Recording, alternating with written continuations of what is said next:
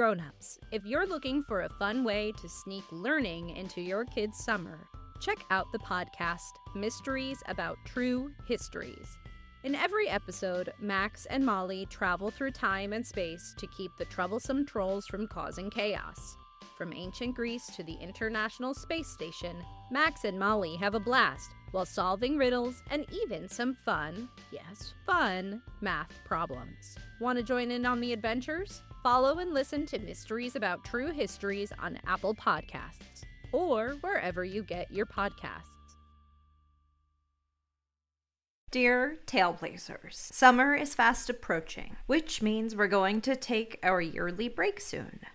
There will be one more episode after this one, and that will be the end of our 6th season. We've had 6 years of sharing stories with you, and we've loved every second of it.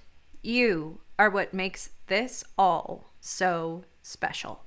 You, with your spirit, your drive, your intelligence, your creativity, your everything that makes you, you. I am so proud of you, and I am so glad I get to make Girl Tales with you. Thank you for listening. Thank you for being here. While we take a small break from telling stories, go and be the main character and hero in your own story. Maybe you'll even write or record a story yourself. I love you, and I believe in you. We'll be back in the fall. Love always, Rebecca and the Girl Tales team. This episode mentions ghosts and seances. If you think that might be a little too spooky, it's okay to skip this episode. Hey, Tailblazers, I'm Rebecca Cunningham, and this is Girl Tales, a kids' podcast packed with girl power and stories where every child's voice matters. Before we get started, I'd like to send some very special birthday shout-outs to Sophia Chan and Emily Chan, Sadie in Wyandotte, Michigan, Ariana Amati in Chapel Hill, North Carolina, Shay, and Mira and Juniper. Thank you all so much for listening to Girl Tales. Grownups, Girl Tales is brought to you by families like yours. Head to patreon.com/girltales and join a team today.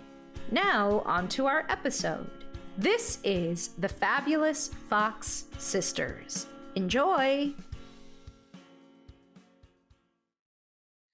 I'd like to tell you about a friend of mine. Well, 3 friends to be exact. Their names are Leah, Kate, and Maggie. Together, they are known as the Fox Sisters, and they live in Freshwater.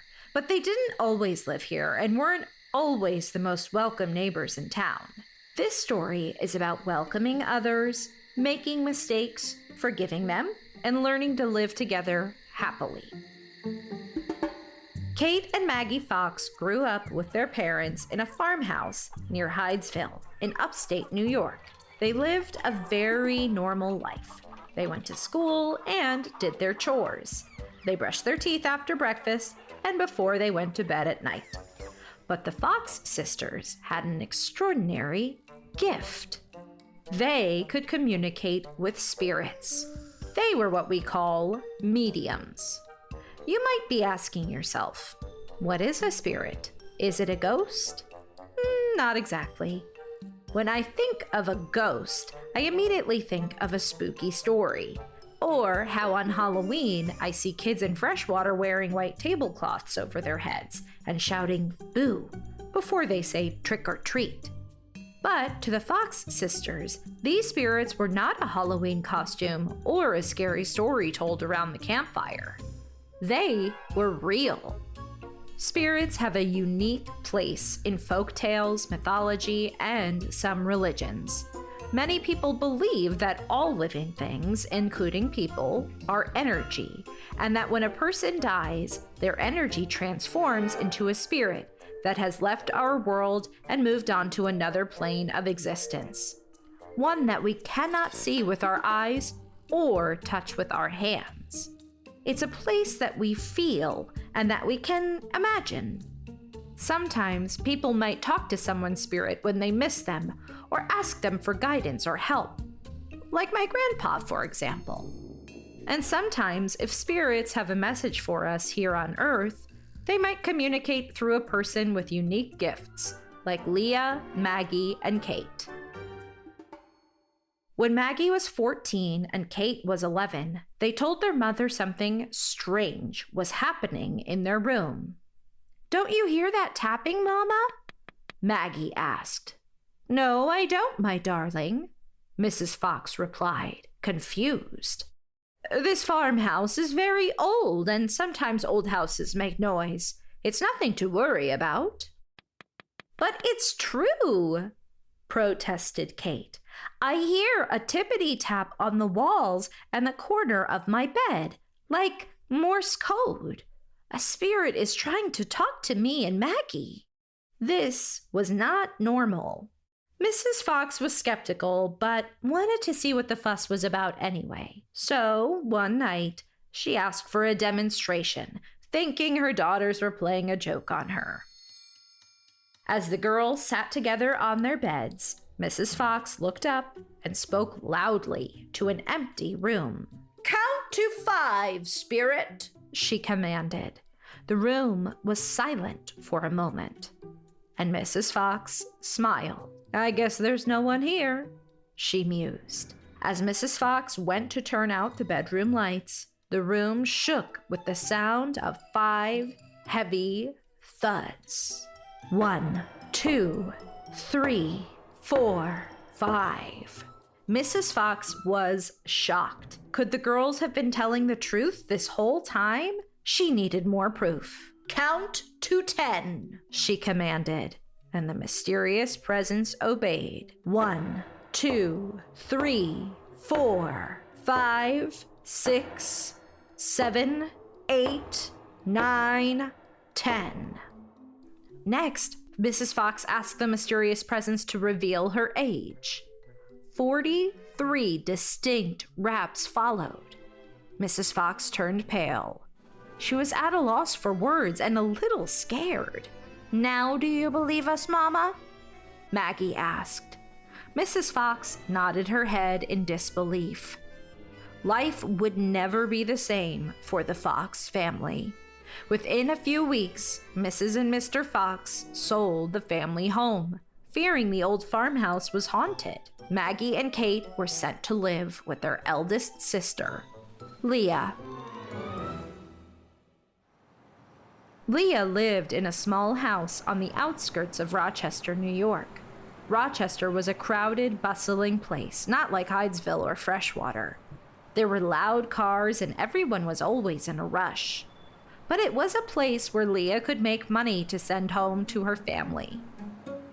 Leah worked as an apothecary, and she grew special herbs and plants in her garden to make medicines, tinctures, and salves that people would buy from her. And just like Kate and Maggie, Leah had a special gift. She could tell the future by reading tea leaves. If a customer requested this service, Leah would brew a special tea and have them drink it. When the tea was finished, Leah would look inside the cup and see the formation of the leaves at the bottom and reveal the customer's fortune. Many people in Rochester didn't believe in Leah's gift, and her business dried up. Leah was worried. How am I going to be able to support me and my sisters? She wondered. This house is getting cramped with the 3 of us living together again. Something has to change. One evening, as the sisters sat on their porch, drinking their nightly pot of tea and watching the sunset, Leah shared her plan with Maggie and Kate. "Maggie, Kate," Leah said, "I think we should take this show on the road." "What do you mean, Leah?" Kate asked. Leah cracked a smile. "Our magic show." "But we don't have a magic show," Maggie objected. "Not yet. Think about it, girls," Leah continued. "You can communicate with spirits just like you showed Mama, and I can read tea leaves and hold seances for customers. We can travel from town to town and show off our special talents. People will ooh and ah at our abilities and pay us for it. Then we can have money to finally live comfortably. We'll wear better clothes, eat better food, and live in a bigger house. Best of all, you can finally have your own rooms." Maggie and Kate's face lit up at the thought. Our own rooms? They shouted with delight. And so the sisters were off. They toured the Northeast with great success. Boston, Philadelphia, New York City, and Washington, D.C. Huge crowds came to see the fabulous Fox sisters speak with spirits from the great beyond. Some say the Fox sisters were miracle workers, as they relayed messages from loved ones who had passed on to many grieving people. But there were, of course, some skeptics in the crowd who believed that Leah, Kate, and Maggie were making this all up. But no one could prove what the Fox sisters were doing was fake. Non-believers tried to look closely and see if the girls were making the knocking noises themselves, or using stage or lighting tricks to create the illusion of paranormal activity. Having finally made a name for themselves, the Fox sisters now had enough money to settle down comfortably as my next-door neighbors in Freshwater. At first, the Fox sisters were quiet and kept to themselves. It was a little unusual considering how everyone in Freshwater is so friendly and chatty. Because Freshwater is such a welcoming community, Pippa and I wanted to ensure that Leah, Maggie, and Kate felt included. Pippa knew how lonely it could feel to move to a new place and try to fit in, so she suggested we host a welcome to the neighborhood dinner party for the Fox sisters. I thought it was a great idea. Pippa made her famous spaghetti pie, which is always a crowd pleaser. I invited Mrs. Fezziwig, Mrs. Katrina Van Tassel, Amina Appleseed, Cat, the cat in boots, Cheryl the Centaur, Dr. Franny K. Stein, Zala and her dad, and Queen Esther to join us. Everyone was dressed in their best. Lots of sparkles, sequins, and every color in the rainbow. When the Fox sisters arrived, they wore all black, like they were attending a funeral. "Who died?" Mrs. Fezziwig asked. "That's exactly the question, Mrs. Fezziwig," Maggie said. The energy was a little uncomfortable. No one knew what to say next, except for Pippa. How about we play a game to get to know each other better? It'll be a nice icebreaker," she announced with a nervous chuckle. "Have any of you ever experienced a seance before?" Leah inquired. "Isn't that what witches do?" Cheryl the Centaur asked curiously. "No, witches are wonderful, but they have a different skill set," Leah responded. "My sisters, Maggie and Kate, are mediums. Maybe you've lost someone you love and want to speak to them again. A seance is a way for us to help you do that. They're in high demand in cities and towns outside of Freshwater." Queen Esther's interest was piqued. "How do we do it?" "So glad you asked, Queen Esther," Leah said, smiling. The word seance comes from the French word for session, which has roots in the Old French word soir, meaning to sit. So that is what we will do. Sit around a table holding hands, and Maggie and Kate will do the rest. "And what if you don't believe in this nonsense?" said Dr. Franny K. Stein. "Then we ask you not to join in, Dr. Stein," Maggie retorted. "Communication with spirits is a very heavy task, and we need positive energy to surround us. You never have to do anything you don't want to, but I guarantee you will be a believer after me and my sister are through." With that, everyone gathered at the party was intrigued. We all sat around the table and joined hands. Kate lowered the lights and lit some candles to set the scene. There was a heaviness in the air as the room fell quiet, and the only sound we could hear was the wind whistle and the rustle of the leaves outside the kitchen window. No one in Freshwater had ever done anything like this before. It was an understatement to say we were nervous.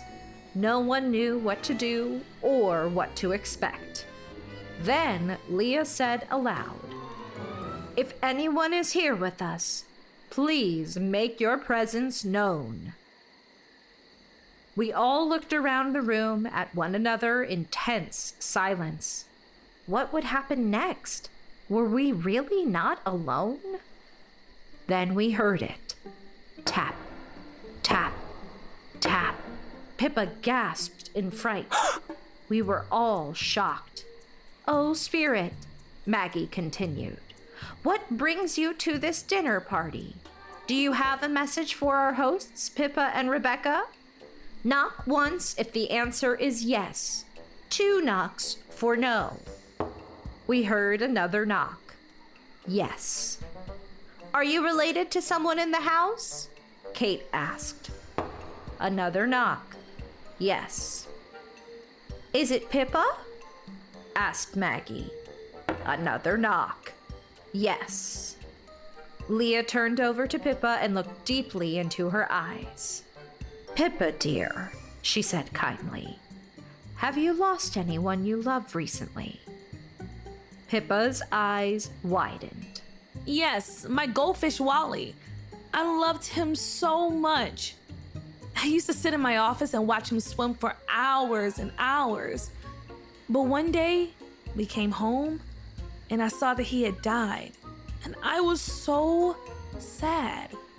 Rebecca reminded me that death was just a natural part of life, so we buried Wally outside in the garden by the flower beds. "Can you really hear Wally?" I asked the Fox sisters. "Yes," Maggie reassured me. "And Wally has a message for you, Pippa.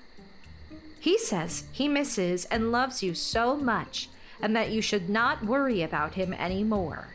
He had a happy life with you, and he is happy now. He thinks of you often and wants you to be happy too."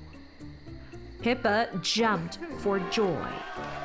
Everyone gathered at the table was so impressed, except Cat, the cat in boots. Cat suspected something was off here. Cat is Freshwater's infamous trickster, so they know a thing about tricks or two. And it seemed odd that the spirit of Pippa's pet goldfish would be talking to her.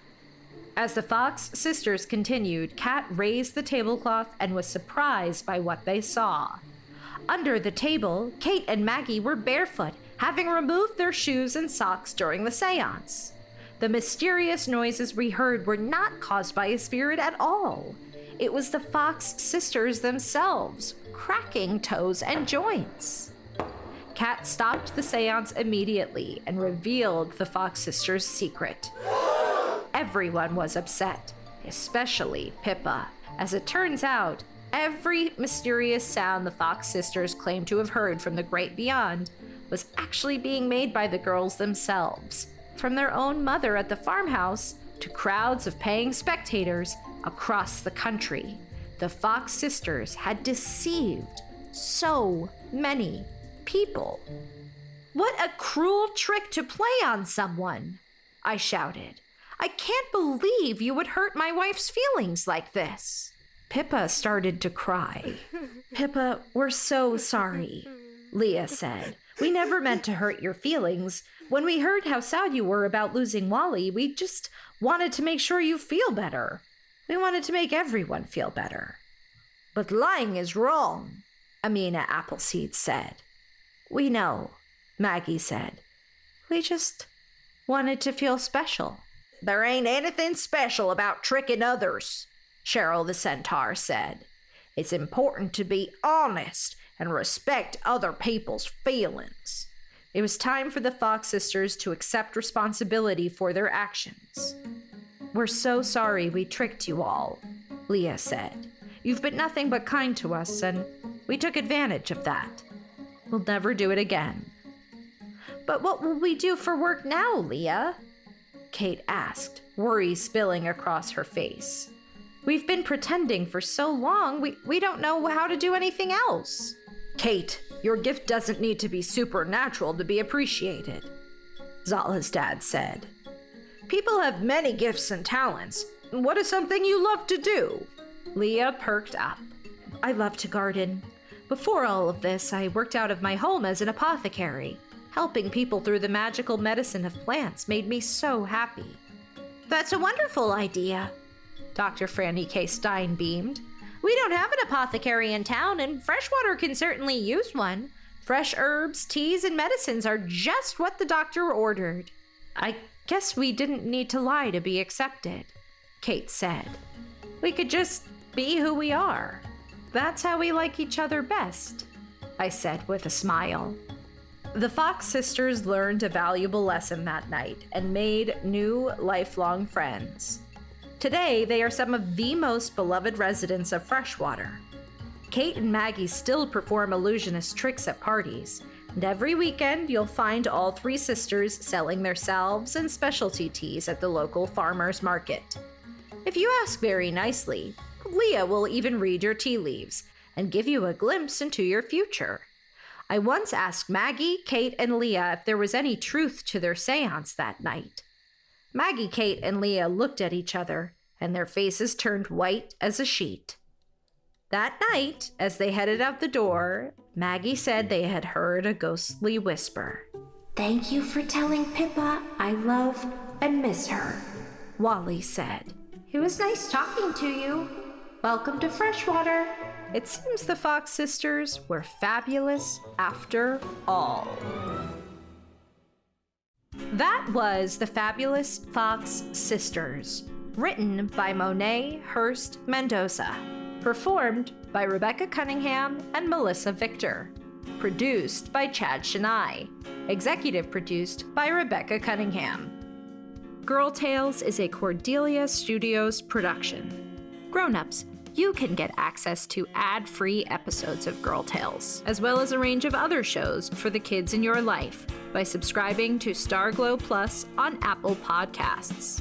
If you'd like to hear me narrate the original stories of Alice's Adventures in Wonderland, The Wonderful Wizard of Oz, or Rebecca of Sunnybrook Farm, head to patreon.com/girltales and join Team Sunnybrook or above. Don't forget to subscribe, rate, and review wherever you get your podcasts. And hey, if you loved this story, share it with a friend. Oh, and remember, I believe in you.